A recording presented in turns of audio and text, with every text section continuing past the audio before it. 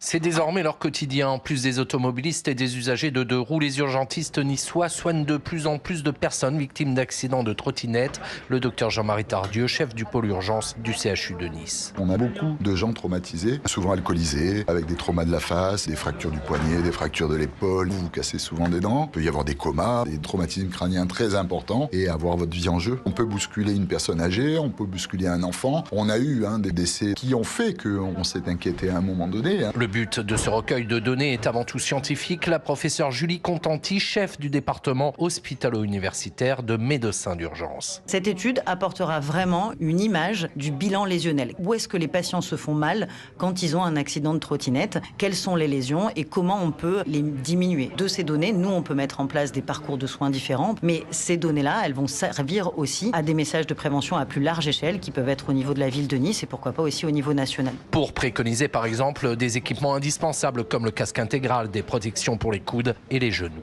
Nice, Frédéric Michel, Europe 1.